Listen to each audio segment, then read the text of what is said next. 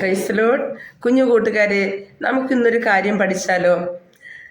പ്രിയ മക്കളെ, നമ്മുടെ വചനം ബൈബിളിൽ പറഞ്ഞ ഗലാത്യർ 5:22 മുതൽ പറയുന്നത് ആത്മാവിന്റെ ഫലങ്ങളെ കുറിച്ചാണ്. കുഞ്ഞുങ്ങൾക്കറിയാമോ ആത്മാവിന്റെ ഫലം ഏതൊക്കെയാണെന്ന്?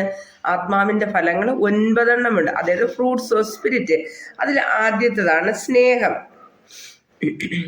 ഓക്കെ, ആൻറ്റി പറയട്ടെ. സ്നേഹം, സന്തോഷം, സമാധാനം, ദീർഘക്ഷമത, ദയ, പരോപകാരം, വിശ്വസ്തത, സൗമ്യത, ഇന്ദ്രിയജയം.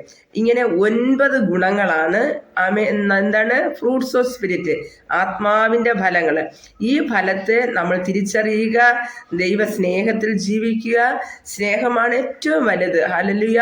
ഈ 9 കൃപാവരങ്ങൾ, അതായത് ആത്മാവിന്റെ ഫലങ്ങളിൽ ഏറ്റവും ഒന്നാമത്തേതാണ് സ്നേഹമാണ്. സ്നേഹമില്ലെങ്കിൽ നാം ഒന്നുമില്ല. നമുക്ക് ഫ്രണ്ട്സ് ഉണ്ടല്ലോ, നാം ഫ്രണ്ട്സിനെ നാം സ്നേഹിക്കുന്നില്ലേ? എന്നാൽ പ്രിയമക്കളെ, അതിലുപരിയായി നമ്മുടെ ആദ്യ സ്നേഹം ആർക്കാണ് കൊടുക്കേണ്ടത്? യേശു കർത്താവിന് കൊടുക്കണം. യേശുവിനെ സ്നേഹിക്കണം. അത് കഴിഞ്ഞിട്ട് ആരെ സ്നേഹിക്കണം? പപ്പയും മമ്മിയെ സ്നേഹിക്കണം. അത് കഴിഞ്ഞിട്ട് ആരെ സ്നേഹിക്കണം? നമ്മുടെ സഭയിലെ നമുക്ക് വേണ്ടി പ്രാർത്ഥിക്കുന്ന ദേവദാസന്മാര്, ദേവദാസിമാര്, അതുപോലെ തന്നെ നാം പഠിക്കുന്ന സ്കൂളിലെ ടീച്ചേഴ്സ്, അവരെ നമ്മൾ സ്നേഹിക്കണം. നമ്മുടെ ഫ്രണ്ട്സിനെ നാം സ്നേഹിക്കണം. നമ്മുടെ അയൽവാസികളെ നാം സ്നേഹിക്കണം.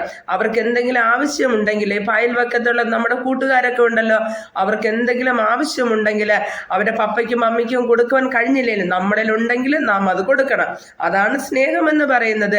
ഇപ്പോൾ ഒരു കുഞ്ഞിന്, മോൻ്റെ അയൽവക്കത്തിലൊരു കുഞ്ഞെന്നോർത്തോ, മോൻ്റെ ഫ്രണ്ടെന്നോർത്തോ, അല്ലെങ്കിൽ മോളുടെ ഫ്രണ്ടെന്നോർത്തോ, ആ മോളുടെ ഫ്രണ്ടിന് ഒരു പെന്നില്ല എങ്കിൽ, അല്ലെങ്കിൽ ഒരു പെൻസിൽ ഇല്ല എങ്കിൽ, മോളെ 2 ഉണ്ടെങ്കിൽ എന്ത് ചെയ്യണം? ആ കുഞ്ഞിന് 1 കൊടുക്കണം. അതാണ് സ്നേഹമെന്ന് പറയുന്നത്, കേട്ടോ. ആകയാൽ ആത്മാവിന്റെ ഫലങ്ങളിൽ ഏറ്റവും വലുതാണ് സ്നേഹം. നമ്മൾ ആ സ്നേഹത്തിൽ ജീവിക്കാം. ഇത് നിങ്ങൾ പഠിക്കണം. ആത്മാവിന്റെ ഫലങ്ങൾ 9 ഉണ്ട്. ഈ 9 കൃപാവരങ്ങൾ നിങ്ങൾ പഠിക്കണം. Okay, God bless you.